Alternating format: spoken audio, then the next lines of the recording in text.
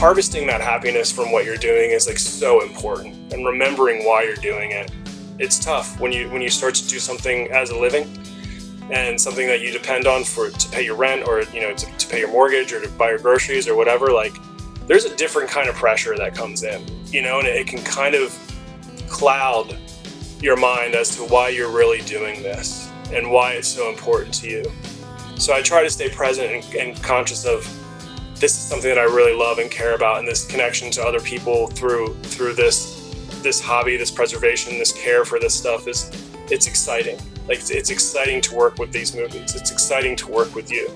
It's exciting to talk about it. Staying focused on the fact that this is what makes you and like happy. I try to pay attention to that and take care of that really well. Greetings and welcome to Dreaming Out Loud, a podcast about creative people and their passion projects. You just heard the voice of Lunchmeat head videovore and editor-in-chief Josh Schafer, and I am David Ullman, your host for this first standalone bonus episode. Part 3 of the Family Album series will be out next week. In the meantime, you're in for a treat, as Josh and I had a VHSuper-fun chat about his company, though I've never heard him use that word, Lunchmeat. Lunchmeat is your #1 destination for the appreciation, celebration, and preservation of VHS and video store culture. Josh and his partner Ted Gilbert officially pressed play in the VH summer of 2008 with their first print issue of Lunchmeat Magazine, and they've been spreading the rewind inclined word ever since. They have made it their mission to keep love alive for VHS in these modern times. Over the years, Lunchmeat has expanded far beyond the print magazine. They have an outstanding Instagram page, @LunchmeatVHS, which Josh jam-packs with all the weird, fantastic, and positively radical VHS culture he can find, including a mess of groovy merch, rewind-inclined apparel, and fresh VHS tapes of all persuasions. In fact, I'm holding in my hand an advanced copy of Lunchmeat's limited edition VHS run of my 2001 documentary, INERTIA, Remaking the Crow, the 4-year filmmaking odyssey that yielded the underground fan film favorite James O'Barr's The Crow. After premiering at the 2002 New York International Independent Film and Video Festival, this documentary sat on a shelf virtually unseen for 20 years, until now. Told through intimate behind-the-scenes footage shot by the filmmakers themselves, that would be my old friend Matt Jackson and me, INERTIA takes an unflinching look at the creative evolution of two young men amidst their struggle to create a faithful, no-budget video adaptation of James O'Barr's acclaimed comic book series The Crow, which of course was also the basis for the major motion picture starring Brandon Lee in his final performance. Listen to the trailer real quick. Just over a year ago, Brandon Lee was accidentally shot and killed on the set of his movie, The Crow. He was filming a movie at Carolco Studios near Wilmington, North Carolina. In the film, Brandon's character comes back from the dead to avenge his murder. The last few scenes were completed without him, and this week The Crow opens across the country.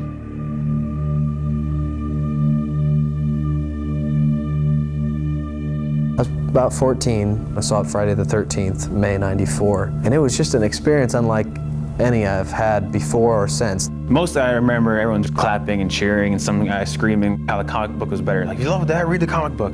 Where I thought we could actually do our own movie, I don't know. It was like going into it blindfolded. We really weren't prepared, and we didn't really know what we were doing. I'm gonna be buried alive in there, and I'm hopefully gonna be able to breathe through a snorkel. It better look good. Before then, we were making movies. They're just kind of cheesy movies that we could show to our families and show to our friends, stuff like that. Well, now we're talking about a movie that has serious matter. Come on, we're 14. Theoretically, we're not even supposed to go to see movies like this, let alone make them. It's gonna be similar to the movie, right? Yeah. Why bother? Similar. Why bother? There's a lot of stuff different in that book. Who's gonna care a year from now? You guys spend a year See, making it. Doing this movie, I think my family turned on me for a very long time. Here comes Dad. You're Daddy. in trouble. You're in trouble. It's taping. You're in trouble. For the movie. Huh? For the movie. To hell with what our parents might think. This is me talking more so than Matt, I think. I wanted to do it as it is in the book. I don't understand. Tell me what you did about the fire. So we burn this baby down. Got it? Madness.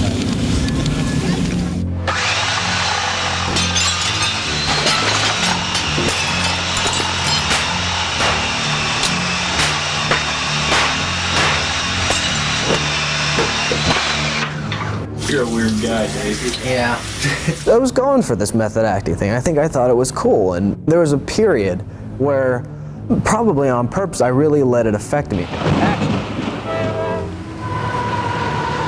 Problem is the fact that we have to deal with people who don't know what's going on. You're just in some public place and they think you're fighting. I mean, you got some guy dressed up in this crazy ass makeup beating someone. They might not even see the camera. They see two people fighting, so they're calling cops. We talked to so many cops, and it was a pain in the ass. Sucks. We are having fun. We've done these scenes like 3 times already. We'd finish something just to be done with it, then be pissed off that wasn't good and redo it. If we just took the time the first time to make it good, it would have taken 4 years. A lot of it just ended up not being fun. I was done with it. I wanted to move on. It just became more and more personal to me. I mean, you might say obsession, but I just wanted to make it. I wanted to make it as good as I could. Maybe I can't film this tomorrow or the next week, but sometime we can get this and we can get it good, or we can do it again and get it better, and we can get ultimately what we want out of even this meager equipment that we have.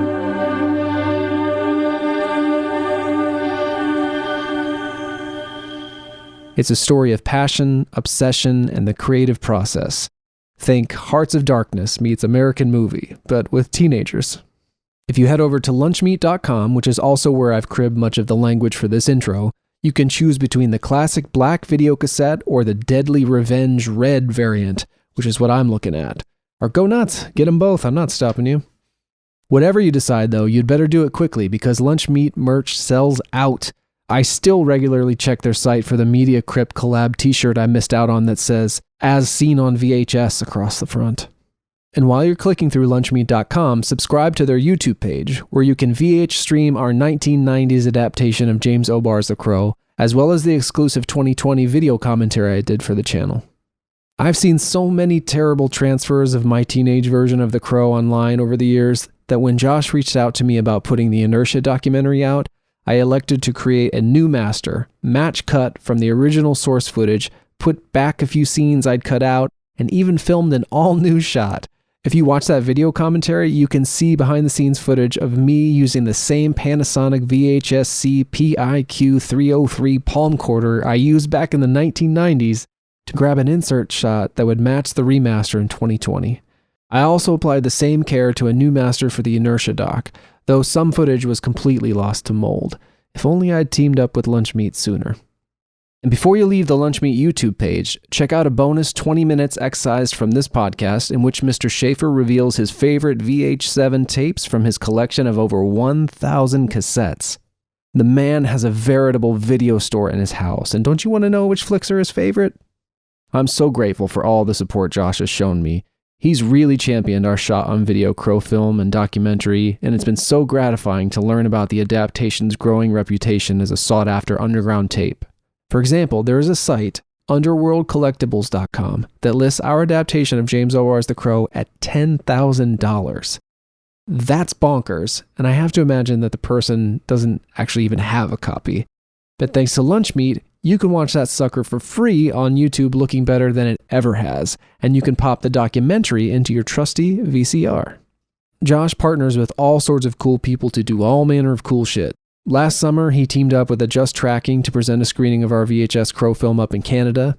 Through Lunchmeat, Josh has facilitated countless screenings of this sort, tape swaps, and VHS-driven gatherings, most notably creating the largest VHS-centric live event in the country, with Drive-In VHS Fest, held at the Mahoning Drive-In Theater in Layton, Pennsylvania. This year's Drive-In VHS is taking place on July 8th and 9th, so get your tickets, tapeheads.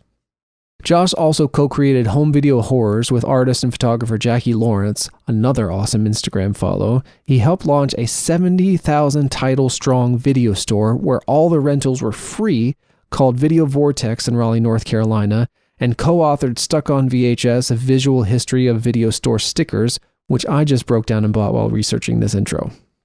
Oh, and check out his podcast, VH Snackin', on which he and his pal Phil from the Spook House Horror Podcast remember their 90s rental store favorites. They serve up lots of nostalgic laughs, I love Phil's impressions, as well as creative snacks inspired by their movie of the month. It was my distinct pleasure to interview Josh for this first bonus episode of the Dreamin' Out Loud podcast, and I'm going to share that conversation with you in full right now.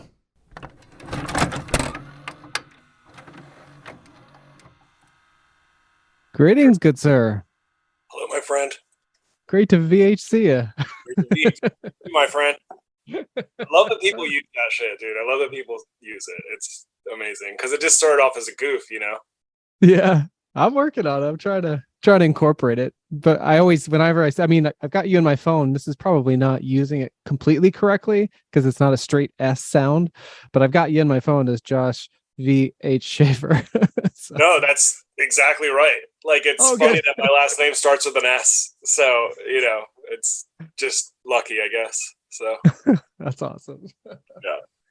Well, thanks for doing this. I realized sort of after I set it up that this is probably like dinner time for you. So I apologize for that. I was not thinking. Oh, no, I got a pork loin in the crock pot, so it's good to go. Oh, outstanding. Okay. Well, yeah, I'm definitely a crock pot dude, so it's ready to go whenever. Excellent. Well, I got like a list of questions or just things that I've been curious to ask you over the last couple of years. But it's by no means a formal affair. And so I hope you'll feel free to take the conversation in any direction that sounds fun to you too. Cool. That sounds good. Yeah. Forgive some of these questions. I'm sure you've answered a billion times, but no, it's all right. It's fine. This first one in particular, I'm sure. But what is Lunchmeat? How do you answer that in conversation? So I say Lunchmeat is a print and online publication and just an entity that's dedicated to the celebration and preservation of VHS and video store culture. That's kind of the most succinct way I can put it.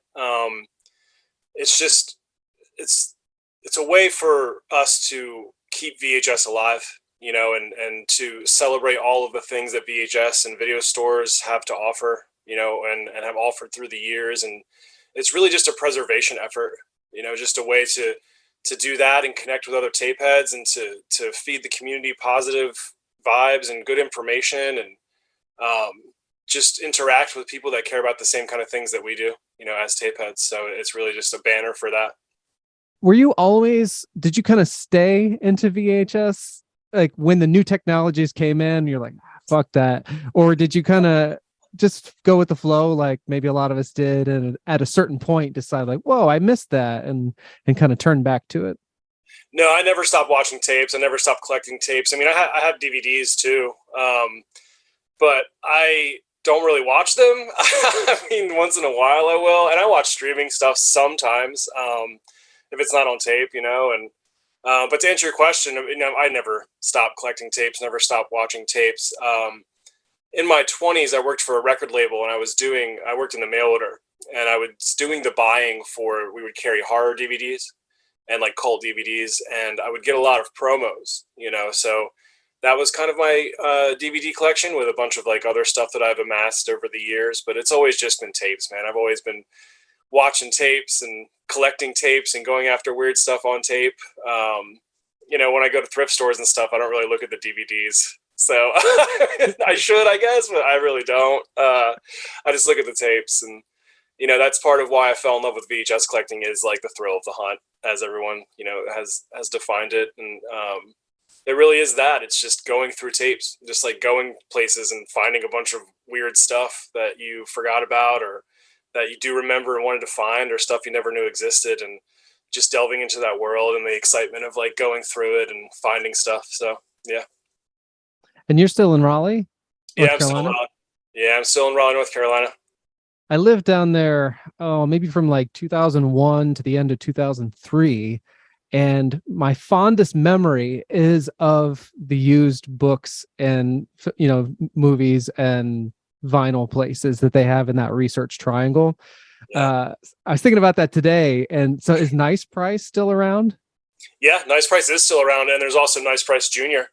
So they're still, yeah. So they're still going. I have some copies of the magazine there, and they're cool people. I like going there and checking it out. And I've definitely gotten some tapes from Nice Price. So, oh, awesome! I was struggling to remember. I was looking online today, trying to remember the names, and there were Nice Price was kind of a chain when I lived there, and I noticed some of the branches have closed. But I liked the one in Raleigh. I mean, I lived in Raleigh, but one of my good friends from Ohio, where I grew up, he was going to Duke at the time. So I would go over to Chapel Hill sometimes to see him, but a lot of times just to go to see to their maybe they had a nice price or they had something very similar, and I just would hit this kind of triangle of like of these types of like used bookstores that also carried. I was collecting vinyl at the time, and oh, I have so many fond memories. I was just mostly on my own, though I do remember one time going to one of these stores, and I had a thing for collecting, or I wanted new records. So like I was starting to collect Bob Dylan records, like his old 60s stuff, but I wanted them pristine and not beat up old copies. And I was odd about this. And my friend was with me, and there was like a copy of The Times Are a Changin', and I was like, oh man, I just like to get it new. And I just remember him looking at me. He's like, if you don't buy this record right now, I'm going to punch you in the face. So did you buy it? I don't think I did, but maybe I did. It would be just like me to buy it so as to not be assaulted, but also then repurchase it later. That's what I probably did. And I have multiple copies of stuff. I mean, it happens as, media fans and collectors, you have multiple copies of certain things, and sometimes it's hard to explain why. You know what I mean? And just for the artwork, yeah. My wife is not a fan of that proclivity of mine, but there's a lot of things that I'll get just for the artwork variant or some sort of special edition feature that's only on this one thing. And I don't feel like it's a sucker thing. Like, I want it. I'm happy to have it. You're not getting anything over on me, though you're getting some money out of me. I mean, that's true. But also, like, you get what you want, like you want that special feature or that variant artwork or the earlier edition, and I mean, that's part of collecting. I think it's why, we have this itch, is that you like all that stuff. You like the variants, and you like this. It's fun, because you get more material associated with this property that you like, or this film, or I don't know. Yeah, it's kind of natural to me, so I totally get it. And that hunt, I mean, like, because you'll come across stuff that you weren't planning to find and all of that. It's been a long time since I've done anything like that. I miss it. I try to go out and into the wild and go to thrift stores as much as possible. And the landscape's very different now. It's changed a lot even in the past few years, 5-6 years. And, but I mean, 15 years ago, hey, now that was an adventure. So there was treasure everywhere. Yeah, it was a heyday because, the DVD was really just kicking in like 2001 to 2002, 2003. So, I found so much good stuff. I always try to tell this story in relation to how different it was. I would go to flea markets, and people would have just a huge tub or like a full table of tapes, and I'm like rooting through them, and I'm like, how much is this? And they're like, please take them all for $20. And I was like, I don't want all of them. Like, I can't take all of them. But they would treat it like literal garbage. They're just like, please get this off my table. Like, please get this out of my sight, and people would want like a quarter or like a dime. Or they're like, you buy 5, I'll give them to you for $1. And I was like, $1 each? They're like, no, 5 for $1. And I'm just like, okay. And this is why I have thousands of VHS tapes now. You know what I mean?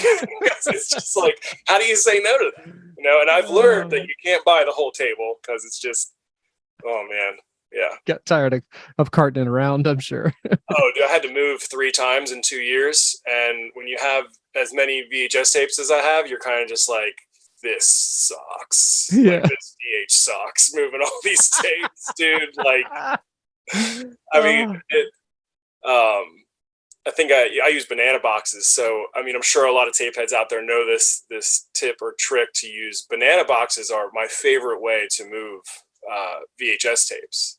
So, and they're free, and they fit VHS tapes perfectly. I think you can fit like 50 in one, somewhere around there. So it's quite a bit.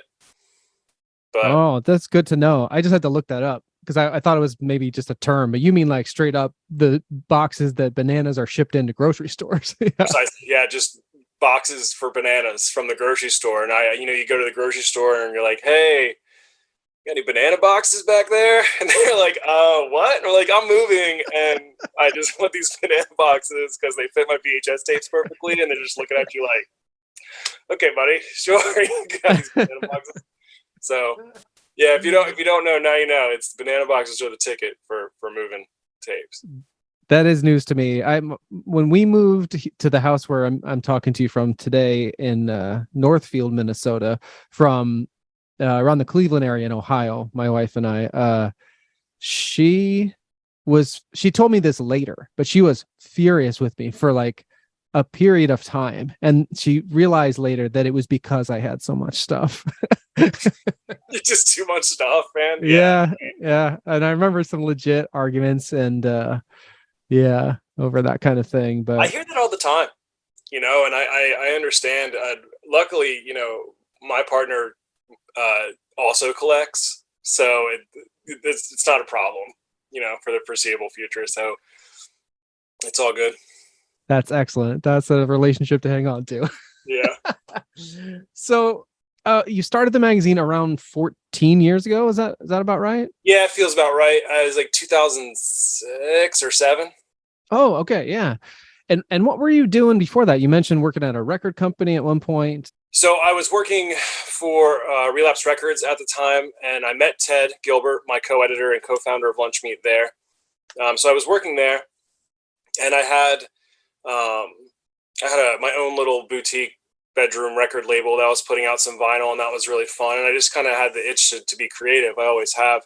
And then Ted and I were talking, and then we were like, hey, let's do a zine. There's all these cool movies on VHS that aren't, on DVD, and they're tape only, right? And nobody's really talking about these movies. And we were writing for the Resound, so that was like the resource catalog for Relapse at the time, doing interviews with bands and writing about the horror movies that we were distributing. So we were like, let's just kind of morph this into our own thing and create a zine. So that's how it all started. Oh, awesome. What was the name of your boutique label?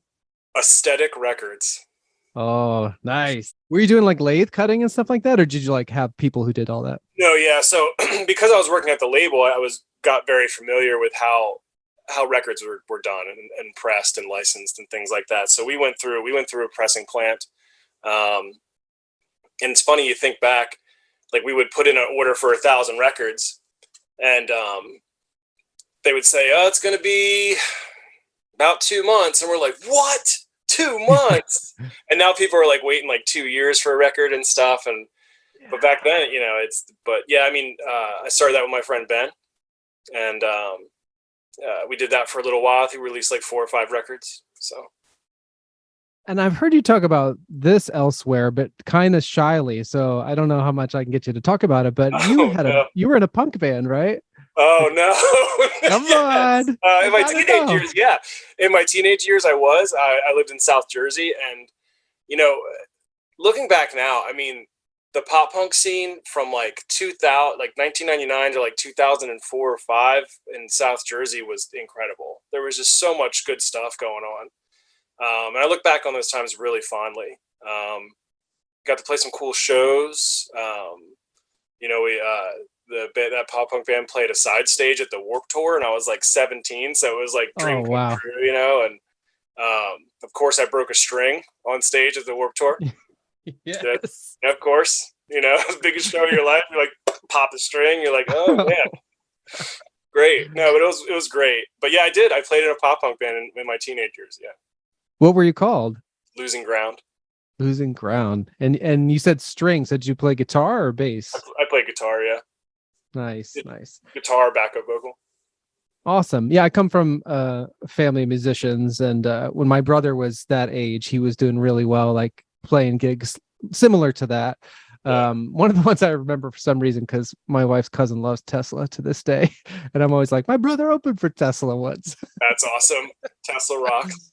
Yeah, but I used to go see him play at these big clubs and like stuff like that. And my dad had a band in the 60s with his brother.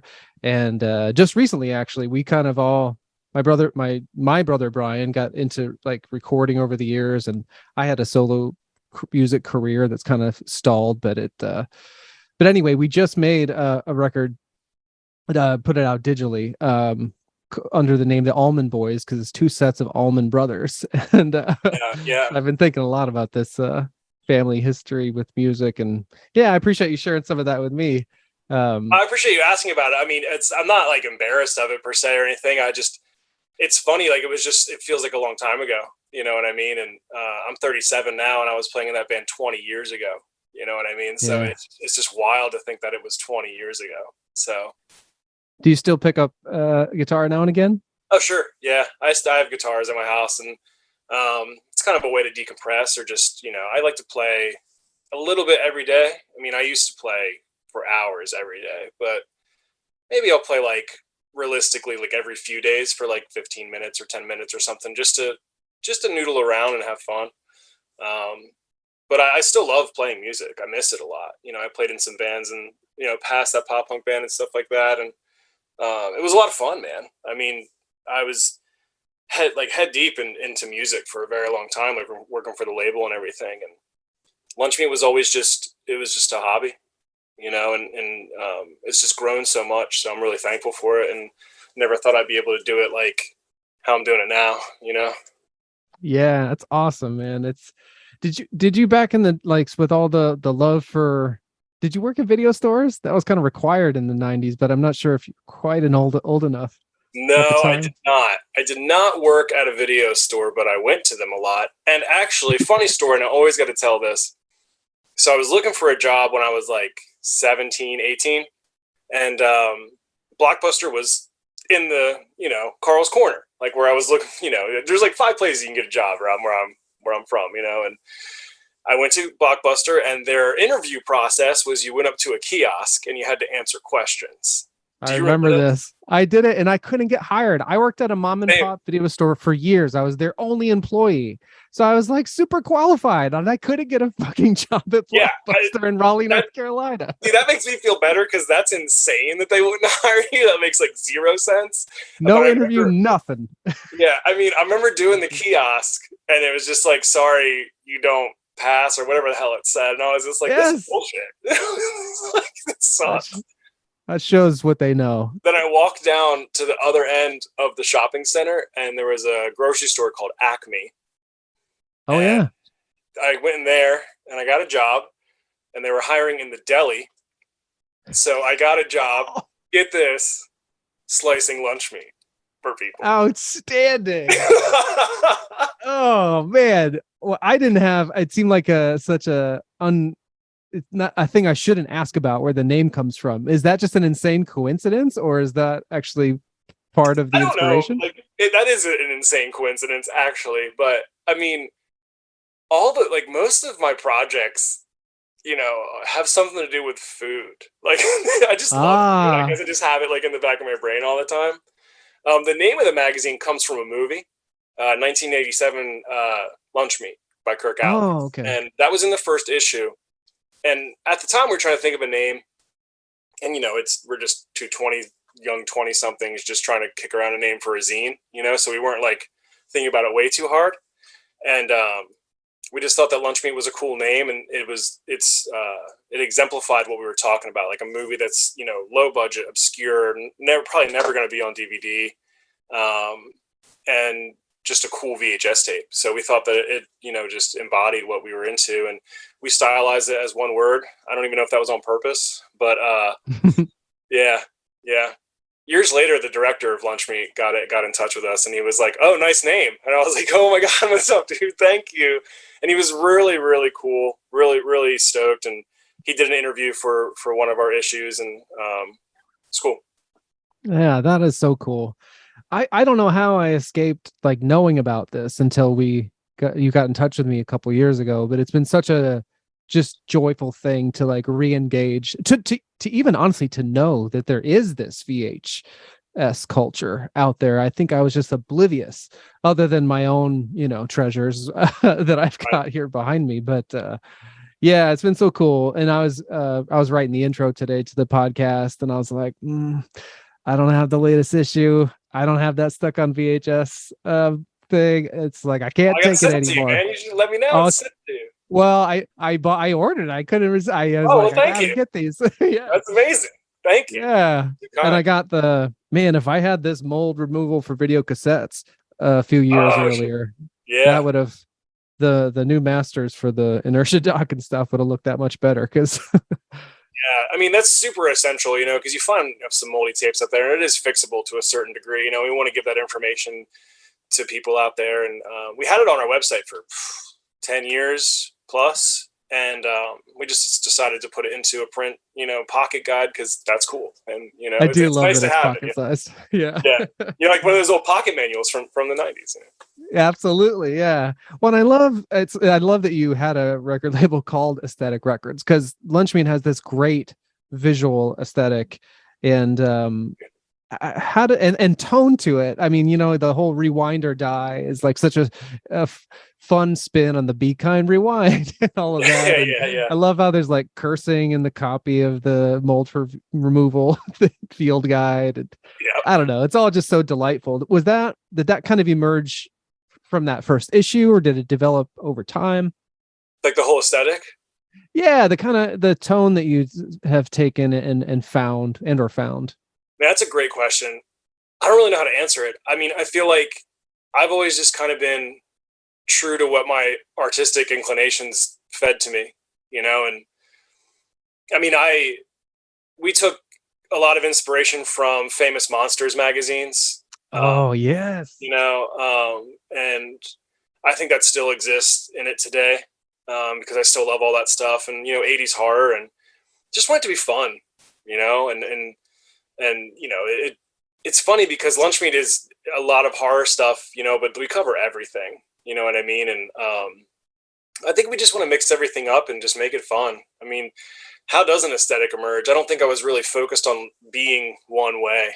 I think that we just kept writing and kept covering the stuff that we really enjoyed and wanted to share with people, and chose the imagery that we thought was appropriate to represent what we were doing, and it's just grown from there. But I mean, personally, I love like 80s and early 90s stuff, like old skate culture and old California surfer culture and like all that kind of vibe, you know what I mean? Because it's just fun and like chill and relaxing and but zany and like wild. Yeah. And, I don't know, but that's a great question. I hope that how I answered was okay. Oh yeah, no, absolutely. I think like a lot of things that are so genuine, they're not exactly calculated, if that makes sense. Right. Yeah. I mean, not at all. I mean, like I chose artists, over the years that I thought just did their stuff just ripped, and just looked awesome and captured some really cool stuff, and so shout out to Hayden Hall, Six Slice, because he's done so much for Lunchmeat over the years, and he continues to do amazing things. So he's done a lot of that, and tons of artists have helped us out over the years, but it's just try to be a collective of stuff that you really enjoy and how you want to represent yourself, I guess. Mission accomplished, my friend. I appreciate that. Who did this one? Hayden. Yeah, I love it. I mean it's you, right? I mean, it looks exactly like you. It's me. It's this funny thing. So this is an homage to. I'm gonna keep holding it up. Yeah, it's an homage to Night Vision, but the Euro cover. And it's like it looks just like, if you know the cover, you'd be like, oh, I see what you're doing here. And like I was like, I just want this, dude. Like, can you do this, but like change it up and make it original? He's like, yeah, sure. And then he took a photo reference of me at my house, like this on the chair, like you see, right? But I didn't think he was gonna actually make it me. And then he's like, no, that's what you said. You said make it you. And I was like, no, don't make it me. It's me. And he's like, no, it's fine. And we had to go to print. And I was like, this is it. I'm just going to be on the back. Oh my God. It's just so great. I love that it's you. That makes it all the better. Dude, he did a great job. Yeah. I mean, it's funny. And I'm like wearing a Lunchmeat shirt. It is very funny. Yeah. Like I almost wore a Lunchmeat shirt to this. And I was just like, no, dude, don't. I don't get a love burger. You know what I mean? That's right. Yeah. I'm always up for a love burger. Yeah, it goes back to like making the stuff that you want, right? And I think that's always what Lunchmeat has tried to do, is just talk about stuff that we care about, or stuff that put stuff on tape that we would want, or make shirts that we would want, like, and I mean like a royal we, I think, but mainly like Ted and myself and, my friend Jackie and my friend Tyler that also help with Lunchmeat a lot. And we all, I just want to make stuff that I care about. And has positive influence or makes it fun. I mean, I know I keep saying that, but that really is the main objective, you know? Yeah, and that comes through like big time. I mean, I especially from being an independent musician and just been trying to find my way. You know, I'm 42 now. Oh man, almost 43. And it's just all I've ever known to like make connections with people and express myself creatively, very imitatively through a large part of my life, even to some extent that's very relevant to our conversation today. But I mentioned that because it's like you encounter a lot of creative people, especially creative people who are not necessarily living it up or super successful by certain conventional standards. And I'm sure I've been guilty of this at times too, where it's just like you can kind of smell people's intentions or desperation or like when they want something from you. And I think you have cultivated such a positive vibe and celebration of other people's creativity and then, you know, and then adding to that with your own through Lunchmeat that I think is just really apparent. And it's, I'm sure why it's, you know, so successful on many levels. And wow, yeah. You're welcome. I'm so glad to be a small part of it these days. And it's been a joy to discover. What are some favorite projects or collaborations, because you've done a ton of stuff, like you do so many things, but and so not to exclude others, but anything kind of come up, you're like, oh, this one thing was so great, or these few things even? Doing the video violence thing with Gary in camp was huge because I love that movie. I did a video violence box set, the Die Hard Video Vor edition, where it was Video Violence 1 and 2, and then the Video Violence Redux, which was 1 and 2 put together. We did a t-shirt and like a rental card and some other really cool stuff, and that was super fun. That was like a dream come true. I did that pretty early on in Lunchmeat too, so it was an amazing opportunity, and it's still one of my favorite projects I ever worked on. It was just so cool to like meet the director of video violence, have him come out and show the movies and release it, and just like you kind of feel like, you know, as a creative or as an artist, you admire people, right, that are fellow creatives and artists, and then you get to meet them and they're wonderful people, right? And it's just like, man, this is great. It makes so much sense, you know what I mean? And I know it's not always like that, but for me with Gary and Paul from video violence, and it was just wonderful. So it was definitely one of my favorite projects ever. Man, there's a lot. So I think it's, you know, but that's my favorite. I'm pretty sure, you know. That's awesome. I'm starting to like think about everything now, and I'm like, man, it's just, I have done a lot of tapes. I was thinking about it the other day, and so I never put like a catalog number on any. I think I did a catalog number for maybe like 2 of them. Oh. So I don't have catalog numbers on my stuff, and you know, when you do it as a hobby, you're kind of not really thinking about like the output all the time. Yeah. You know, you're kind of just thinking about, I just want to do this and make it cool, make it the best it can be. And you're not thinking about, oh, what's going to be 7, 8, what's going to be release 15, you know, things like that. So I don't know, but I think I've probably done, I mean, well over 100 VHS releases, or like 150 or something insane like that. Oh, wow. Wow. I gotta sit down one day and like write them all down, and like, cause I don't even have, like, people are going to cringe at this, I'm sure, but I don't even have copies of everything that I've done. That is wholly unacceptable. Yeah, I know, man. I know there's a lot of people out there that are like, what the hell are you doing? But it's like, I don't know. I guess I was kind of careless with that, but I mean, I see it out there. I see images of it, and it reminds me, I was like, oh man, I forgot to do that tape. Yeah, like back in my. Well, you're also a very generous guy. I've experienced that a number of times, and so that's I have given away like last copies and stuff of out of my archive, because it's like, well, I don't really like. I made this, and somebody's like, I just really want this tape, you know, and I'm like, okay, like it's fine. So I want it would bring them more happiness, you know what I mean? So that's what I want. So, but VHS is happiness. Absolutely. So I've been working on trying to get copies of everything that I've ever done. Oh, good. And you can track it back. You think you could figure out the order of things based on, you know, just the way you rolled stuff out? Mm-hmm. I think so, because, you know, I can look back at my duplication files. I can look back at my art files, things like that. So, and then, I got ask friends, and I got to be reminded of things, but did a lot. There's a lot of tapes out there. So, well, and just given that the way people seem to collect tapes, I don't know. There's got to be people out there that are after every Lunchmeat release, and if there were a numbered system that they could follow, I'm sure that would scratch an itch for them. Yeah, there's not. It might cause a problem for me. I'm thinking about this way too much. Yeah, no, there is not. Like, that's what's so funny. It's like, if you look behind me, so I collect a label called Star Classics, right? And these are all in numerical order, right? All in year order. Like, I'm obsessed with this label. I think I have like 350 like individual releases from this label. Whoa, Star Classics. I have to look that up.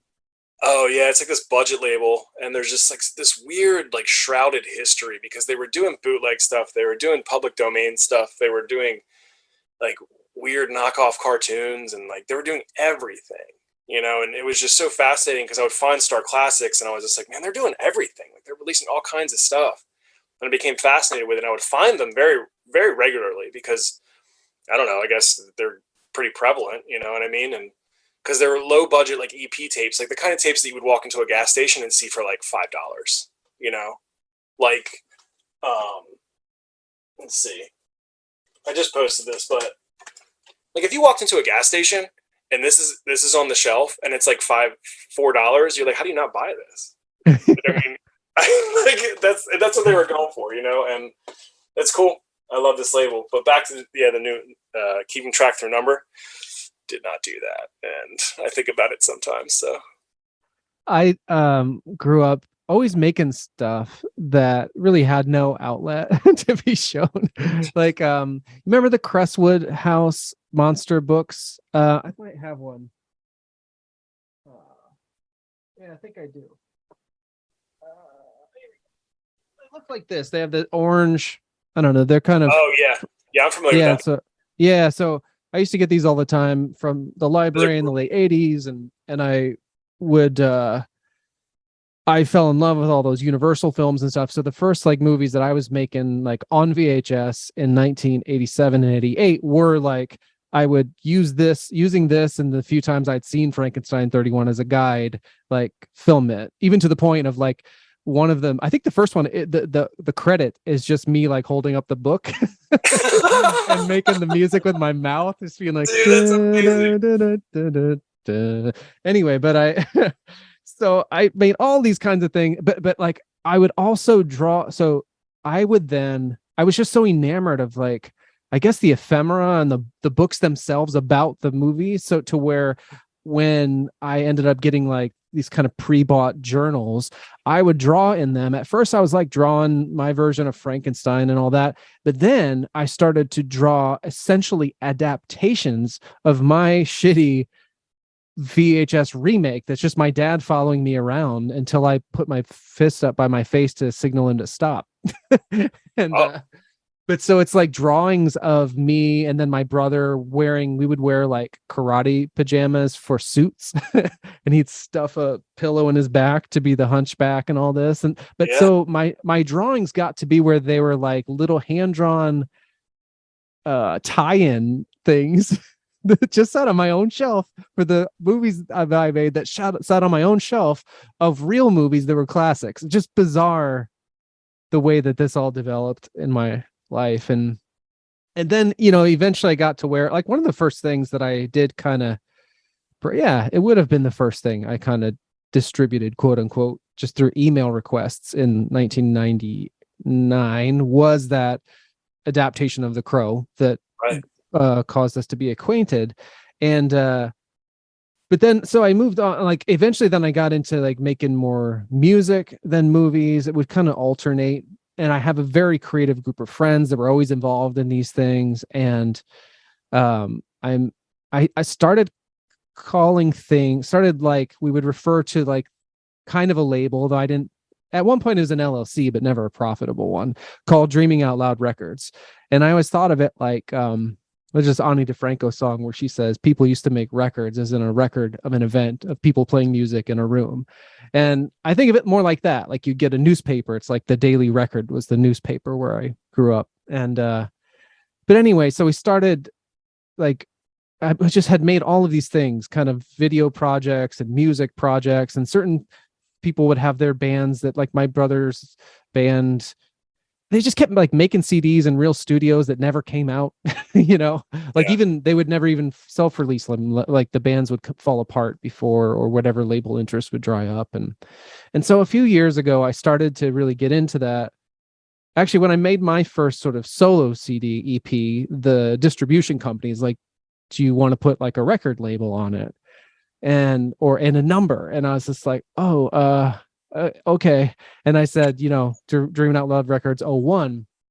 Yeah. But that was not the first. And when I went back, and now I sort of used a Bandcamp site to build it up. And this most recent record that I made with my family is the 50th release. Wow. From like a 20-year period.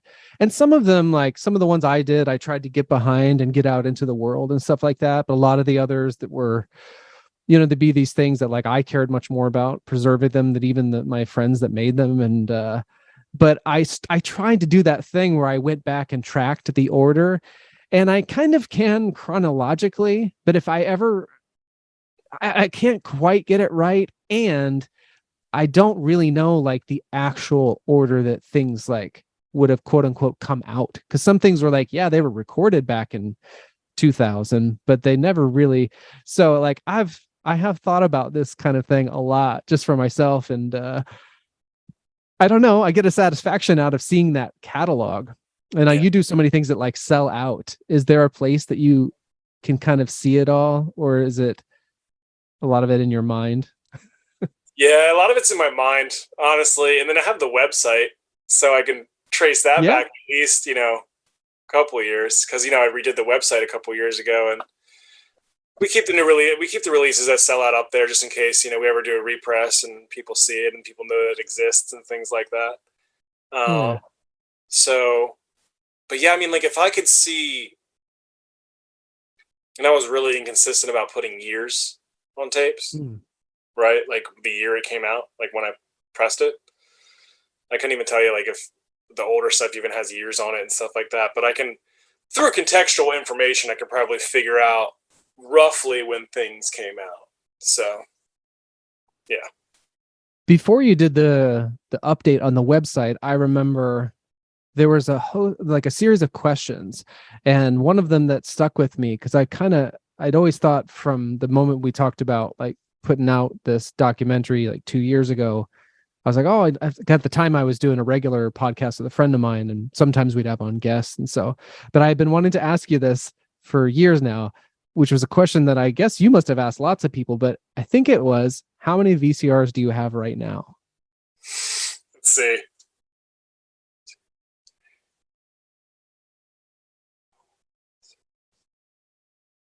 Eight. Oh, me too. 8. Yeah. There you go. Yeah. There Most you go. of mine don't work like they're, but I still have them. I had the one that's on the cover of the mold removal thing. This particular. Oh yeah, the Super VHS. That's Sony. Yeah. I had that exact like one, and actually, this was the first one that I had that you could turn the superimposition off of. So like when it says play and all that. Oh yeah. Because. And I don't think I would have found the cable access center that I worked at for years after and would go in overnight to edit The Crow if the earlier JVC SVHS kind of prosumer models didn't have that going on, because I had gotten to a place where I could figure out, I think I still remember it. So I would have like the 2 decks, and it would be like pressing play on one and then pressing, I guess, pause or record play or whatever, sort of pause the record deck. But in order to get frame accuracy with a little bit of human error, I would find the frame I wanted, and I would back up 32 frames so that I would listen to the mechanics, and like hit play, listen, and then hit it. And I could get really close, but whatever I did, it still always said like play in the upper right corner. So I just used it for rough cuts. But yeah, I am very fond of this particular deck because it freed me of that. But I tend to favor just like this like combo unit that my father-in-law gave me. It's like DVD, VHS, and before bed most nights I watch like on a Sony Trinitron something that's on that. Those combo units are strong. I mean, I think Panasonic Omnivisions are my favorite because they're just so reliable. They were just like built well, you know, and you know, the VCRs that were built really well in like the early 90s and late 80s, they're starting to break down a little bit depending on how much wear and tear they have on them. But I have this Panasonic Omnivision in my room, my bedroom, and I've had it for at least 12 years. And they just work really well for me. Like if people ever ask me like, well, if I could recommend a VCR, it's just Panasonic Omnivisions if you can find them.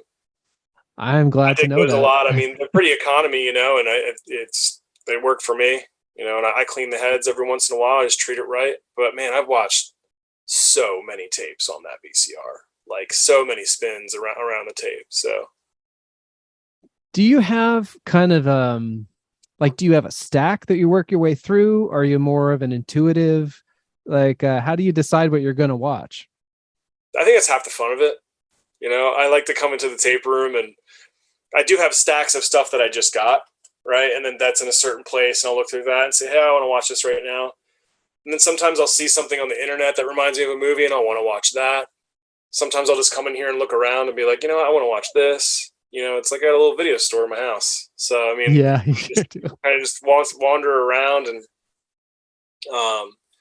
but no, I do have a watch pile. You know, I spend time, watching movies for, like newer movies that are coming out for distribution. Maybe I want to put it on tape or something like that. So that dictates a lot of my, you know, a good amount of my watching as well.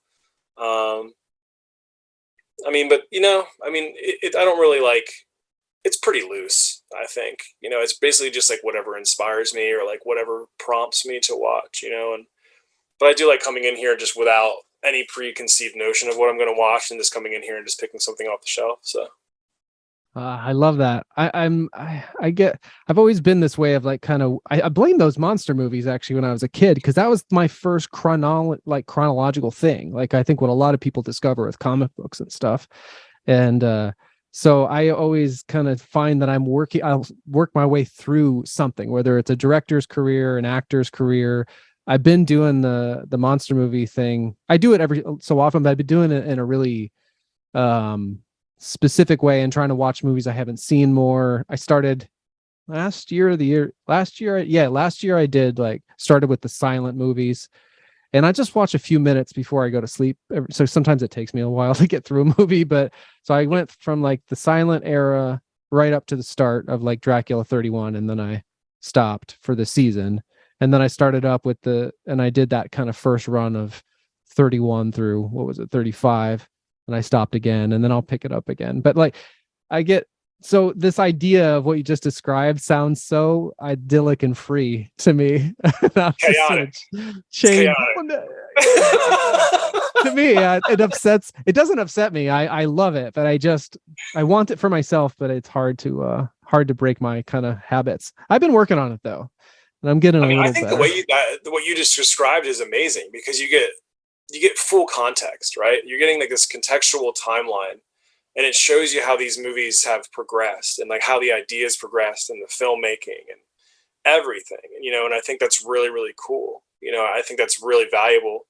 It's like a cinema history lesson, you know what I mean? But you're also entertained because you have this chronological kind of experience. And, you know, I like that, you know, and obviously I crave time periods. Like I think that 1985 is my favorite year for films ever. Just like the look and everything that was happening, you know, I come to find that a lot of my favorite movies are like 85, you know, shot around 84, released in 85 or shot in 85, released in 86, things like that. So I just love the look, you know, Return of the Living Dead. And, you know, I think Reanimator is that year. Explorers. I love Explorers. I just saw 2 of those movies in the last like 2 years, I think. I was so focused as a kid on some of these things that I missed out on a lot of stuff.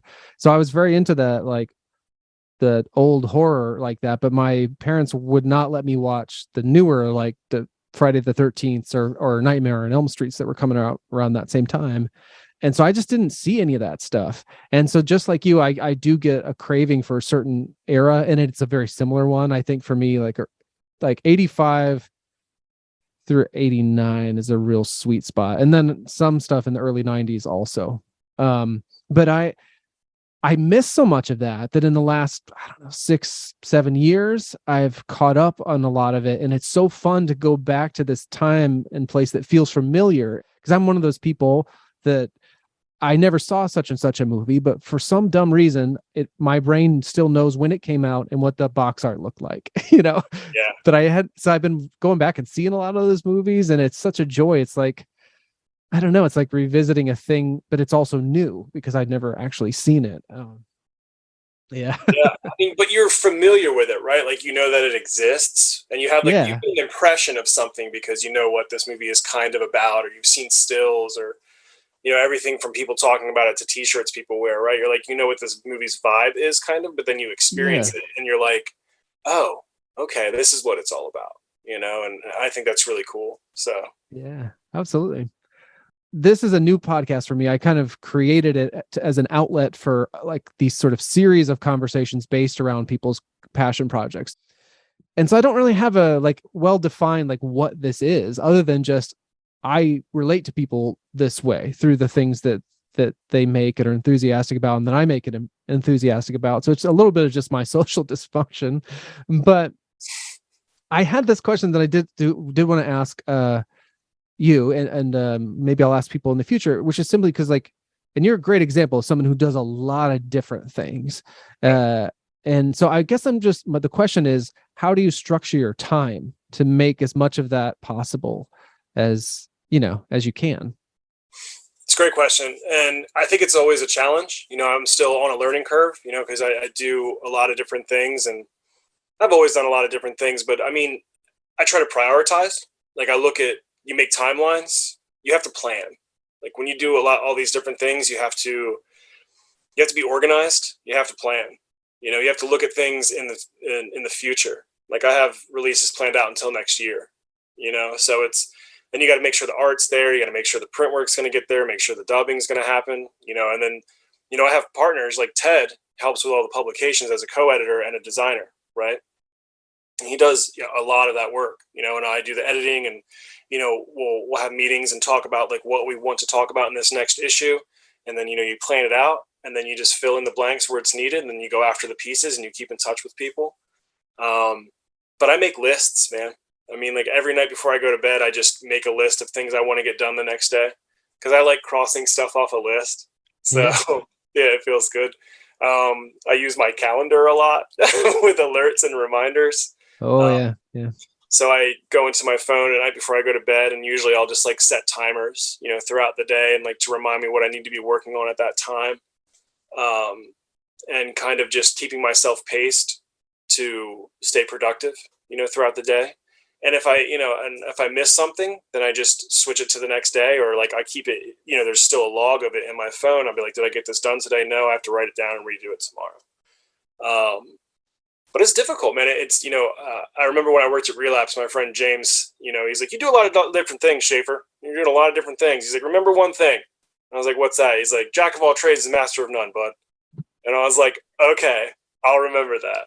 But I don't know. It just always sticks in my head. But I think, it's just saying that it's difficult to master everything. And luckily, I've been able to do Lunchmeat for a very long time. And I feel like if you do something for about 10 years, you're going to at least master it in your own way, and figure out how to do it your way and how you can be most productive and happy doing it. And if you're not happy after doing something for 10 years, you probably shouldn't be doing it, right? So, I mean, there's always challenges, and I've definitely had mine over the years doing this. And, but I think it really is, I just prioritize, organize, and just try to keep myself excited about the work. And I found that that's probably the most important thing that I've learned, is that it's tough when you start to do something as a living, and something that you depend on to pay your rent, or, to pay your mortgage, or to buy your groceries or whatever. There's a different kind of pressure that comes in, and it can kind of cloud your mind as to why you're really doing this and why it's so important to you. So I try to stay present and stay conscious of, this is something that I really love and care about, and this connection to other people through this hobby, this preservation, this care for this stuff it's exciting, Like it's exciting to work with these movies. It's exciting to work with you. It's exciting to talk about it, and like staying focused on the fact that this is what makes you and like happy. And it just gives you, it propels that inspiration, and also just filling the well, man. And what I mean by that is like, you can get really busy and forget to feed yourself good information and good media, like sitting down and watching a movie, or reading for an hour, or reading something that really means something to you, or writing something that means something to you that has nothing to do with your other work, right? Like just keeping your brain active. But in a nutshell, that's what I've learned over the past couple years doing this, professionally, and it's been wild. So I hope that answers the question. No, yeah. And in the days before Lunchmeat was your full-time concern, did you do the work? Did you like get up early and do the work? Did you stay up late? Was it mostly a weekend thing? When you were scraping away time from, when did you do it? How did you find and make that time? All of the above, what you said. Sometimes before I went to work, when I got home from work on the weekends, sometimes when I would take a lunch break, I would work on stuff, writing or emails with people. And, the volume was a little different then. And the importance and the priorities and the timelines were basically non-existent. You know what I mean? So I carried the importance of those, and other people weren't really depending on me and didn't have contracts, and I didn't, have licenses. I had licenses, but they weren't like contracts. You know what I mean? It's different now. But I would do stuff in the morning. I would stay up super late. I would, get home from work around 5:30, eat dinner, and just work on Lunchmeat stuff until like 1 a.m. Wake up at like 6 a.m. and go to my 7 a.m. job. Because it made me happy. It still does. Harvesting that happiness from what you're doing is like so important, and remembering why you're doing it. And like, I try to pay attention to that and take care of that really well. So I've learned a lot about it over the past few years. So yeah, I bet. Well, and now that it is your full-time job, do you structure your days such that you decide to stop working at a certain point? or I wish. That'd be sick, dude. That'd be sick. No, but I mean, I don't mean to laugh, but man, yes, I wish I could. I do try, right? So I wake up and, I make breakfast and, brush my teeth and do all the regular things. And then I just sit down and look at my day and like I said, I have plans and I look at it, and sometimes things take longer than others. Sometimes, you get a phone call from someone and you have to take that. And, but I still make, I work all the time. Honestly, like it happens all the time. Like I'm never not working, only because like I work in a creative field. So if I get an idea, you have to chase it. You know that. You just said that, like, well, you know how to chase it. Like, how do you chase your creativity or your inspiration? That stuff is precious, and it's at the point where like, if I'm lying in bed at like 1 a.m. trying to fall asleep and I get this paragraph in my head that's like relevant to something I'm writing about, I will like turn my light on, either write it on my phone or go into my office and sit down and write it. And then I'll be up for like another hour and I'm like, why am I doing this? But it's like, you have to, because I know that there's been many times that I've had ideas or things that just kind of like, evaporate because you don't write it down, or you don't really capture it like you should. And so I try to do that too, but I'm always creativity just makes me happy. Like it's a release. It's a way to express myself and to help my friends and colleagues and fellow artists just express themselves through certain mediums, and I think it's a really cool thing. And I mean, it makes me happy. So I try to chase it. I try to care for it and do it. Yeah. Yeah, I love that, harvesting happiness. I'm going to think about that often, I think. Yeah, I mean, that's the thing about the harvest, you got to wait sometimes, you got to put a lot of work into it. So, but when it's there, and it can be bountiful. So absolutely. Well, I'm so super psyched. This has been a hell of a harvest for me, at least to hold this thing in my hand. So I'm so appreciative. Honestly, dude, you've been so patient and kind. And, honestly, like, I didn't want it to seem too, but honestly, like, working with you has been one of my favorite things, like, because I think this movie is so cool. And like I said, when you meet the people who make the art, and they're really wonderful people, because, it doesn't happen all the time. A lot of the times they're weirdos or unkind or like, just don't care. You know what I mean? Yeah. And it comes back to us saying we connect on these things. Like, it's true. Like, I think that, you being able to do this film and the way you did it and then document it, like, I think it's fantastic that you can see this, and that's why I want to work with it. Like, the fact that you have this chronological timeline and that you have this, even this for yourself, like this snippet of your life. Like, how many times, like, what was it? Like, you talk about, I played in this pop punk band. Like, I wish there was more videos of that. I wish there were more pictures, and it's just interesting that you have this, and I want to be able to help people see that, like, all of your hard work and creativity and just like how much like passion was in that, and like I was really struck by it. So, and be able to connect with you, man, like it means a lot, like I know, we have never met each other or things like that. It's kind of the way the world works now. You make friends with people that you've never seen in flesh, and but I am very excited too, is what I mean to say. I'm really thankful. Yeah. It means so much to me, and I mean, just getting the inquiry from you was so exciting. And then I remember we spoke on the phone. Jesus, just like days after George Floyd was murdered near where I live. I mean, like an hour away, but by where I work, and so that too, I was just like, really, it was a weird time, where I was reassessing a lot of things, and I'm like, I'm so grateful this guy cares about my project, but like, what if he's coming down on a different side of some of this stuff that I'm starting to realize should be but anyway, so you're awesome about that. I'll never forget this thing you said about when we were on the phone real early on, something to the effect of just wanting to like kind of spread some love about this thing and just like be your friend. I'm like, what a fucking sweet thing to say. Yeah, man. I mean, of course I'll be your friend. that's really what it's about, dude. Like I am a very friendly person. I think that making human connections is one of the most cool and precious things that we have. And I think people are kind of losing sight of that, or think it's corny or anything like that. And I don't know. I mean, it's a swirling world out there. There's a lot of things changing, but all I can do is just be true to myself. And I'm really glad that resonated with you, because, I'll say that to somebody else and they're like, this fucking weirdo wants to be my friend. I don't even know you. You know what I mean?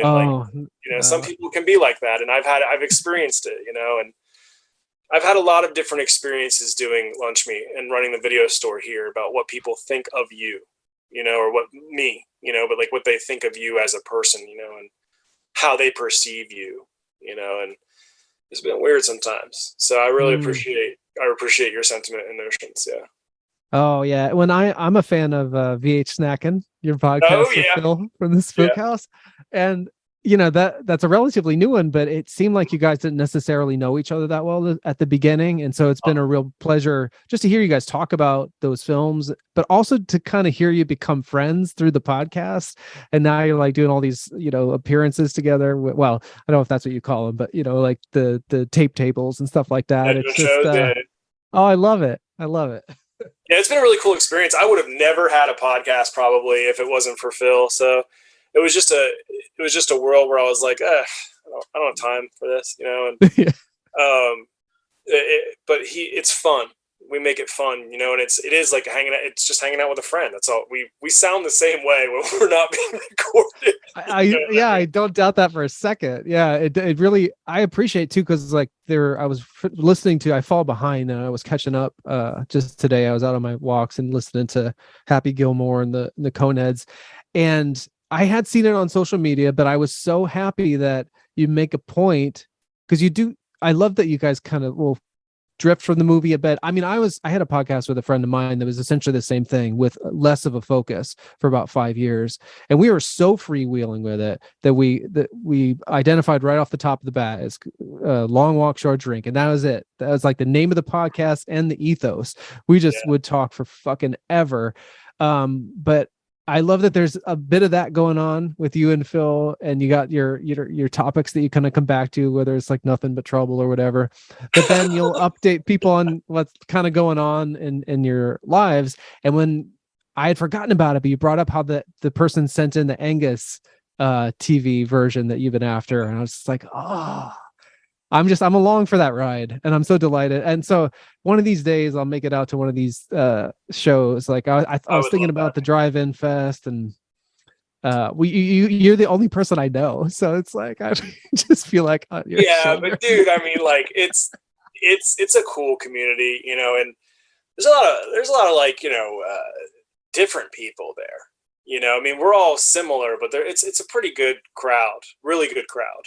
And some people party really hard. Some people are just like eating popcorn in their car. I mean, some people just are there to meet people from the internet, and it's a really cool gathering, you know, because there's a lot of culture online. And I think that's what I wanted to do with VHS Fest is kind of, and Lunchmeat in general, is just create this community hub where people can connect and talk and, you know, go over things and share things. And it's grown so much. And honestly, just the VHS community in general, like there's tons of Facebook groups that, you know, do that. And I don't know. But anyway, VHS Fest is a great party, and I'd love to see you if you have the time or wherewithal, you know. Think about it. Thank you. Yeah, dude. It's been such a cool thing to just get hip to this as a thing and to be embraced to the extent I have been by you. And yeah, it's just been a real boon in this dark time. I agree, man. And you know, you gotta focus on that stuff, right? You gotta be like, take the good, and you experience the bad too, but you know, hold on to the good, right? Because that's what's gonna help, right? So That's what I try to do.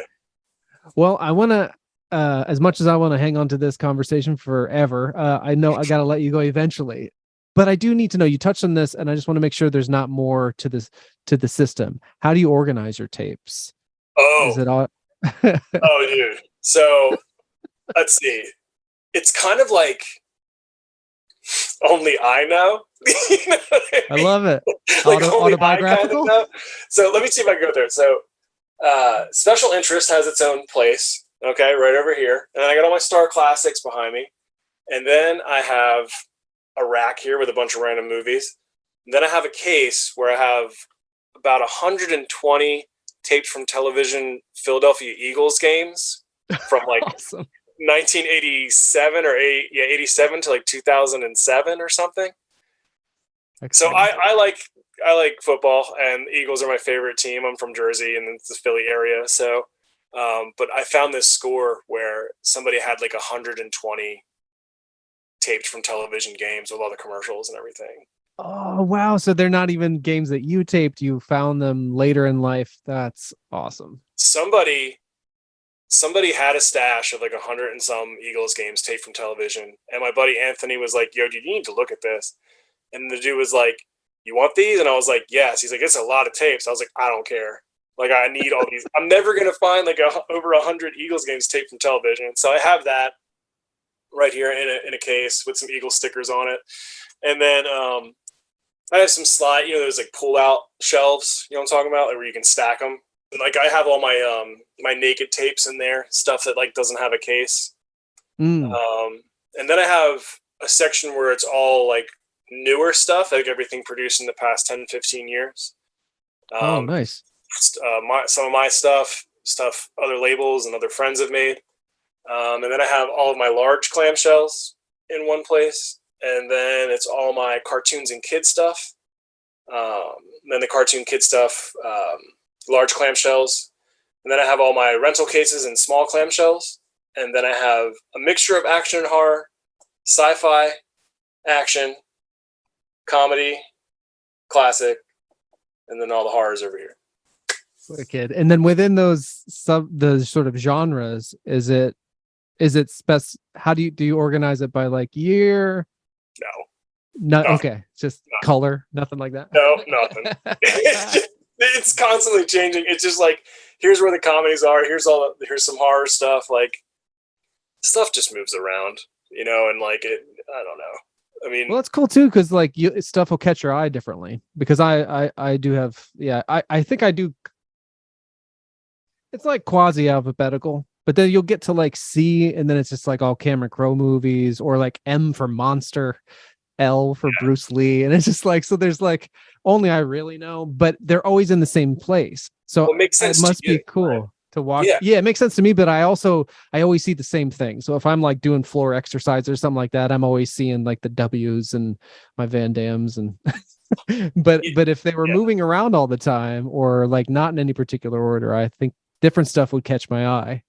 And I might watch things. There's like power sections too, where like I have some of my favorite tapes, you know what I mean? And I have stuff displayed, and I have a section for all my VCR games and big boxes on top, some knickknacks, things like that. All my video store bags and like plastic bags from video stores. Yeah. All that stuff is up there. But I mean, I had to move down here in a hurry, man. And I had to get set up pretty quickly. I've been here for 4 years now, but like, I don't know if I'm like going to be here forever. So it's like, how much can you dig in? You know what I'm saying? Yeah. Yeah. But I know a lot of collectors that do alphabetical, which makes perfect sense to me. You know, that's fine. I know people that do it by like Bigfoot movies or like slasher movies. And then I know a lot of collectors do it by label, you know, because that makes sense. Like all there's a satisfaction to that. Yeah, all the like seeing like 25 Vestrons or 30 Vestrons. Yeah.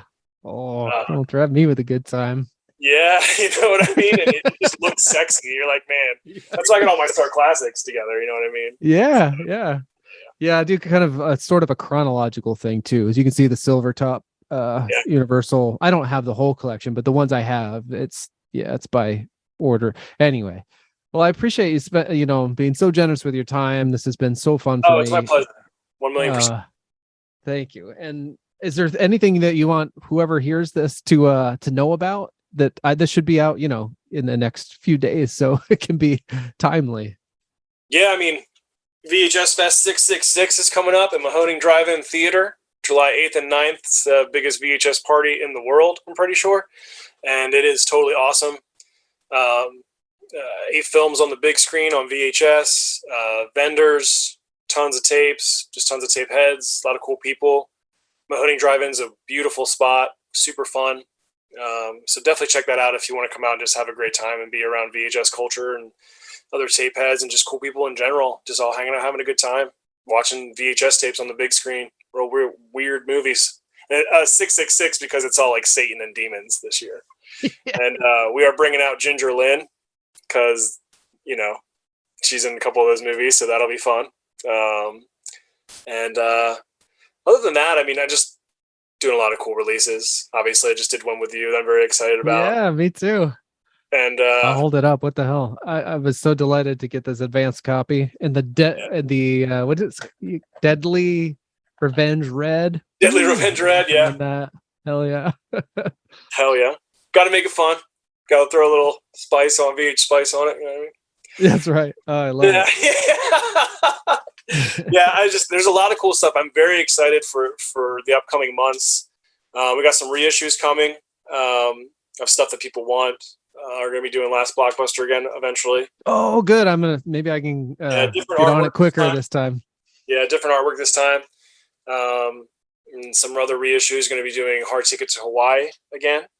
Oh, I still haven't seen that yet, but I know of it. And we'll be doing Savage Beach with Malibu Bay Films, so that's really exciting. Some movies that I thought I would never have a chance to work with coming up this summer, so I'm very excited. I can't really say much more than that, but I mean, just we'll have a new zine coming out very soon. It's called Video Stores Still Exist.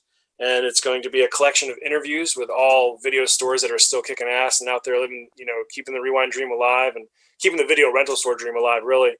We're very excited to publish that because it's interviews with a lot of really great stores like Vidiots, Scarecrow, Movie Madness, Videodrome, and many more. So we're really excited to just put that information out there and get people aware of where those stores started, what they're doing now, and all these kind of things. And then, I don't know, man. New magazine in the fall. New issue of Lunchmeat in the fall. More shirts, more stickers, lots of tapes. It's all coming. It's all coming down the pipeline. So. Oh, I'm loving it, man. And then such an honor to be a part of it, though. Thanks for that, and thanks again for this. Same. I mean, I love the work, and that, and I think it's really, really cool, and I love the passion. And I think it's important. You know what I mean? Like it's I don't know. I love it. You know, you're talking to a biased person here, so Yeah. dude, it's great, man. I mean, like I could go on, you know, but I think that, you know, putting the documentary out will bring a lot more awareness and eyes to that incredible feat that you pulled off when you were a young filmmaker, you know, and not just to becoming a young filmmaker, but just becoming yourself. You know, I think there's a lot of like coming of age and growing inside of that material, you know, and I think that's why it's a double whammy, dude. I think that's why it's so cool and why I became so attracted to it, because once I learned more after I contacted you, I was like, man, this story needs to be told more, you know. Oh, people like, thank you.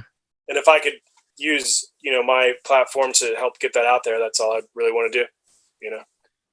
I'm so grateful. It's so fun for me. I mean, I love the Lunchmeat thing to begin with, but the fact that I get to like, it's like being on a label that you love. Like, it's crazy. That's the way I think of it. That's awesome. Thank you. That means a lot to me.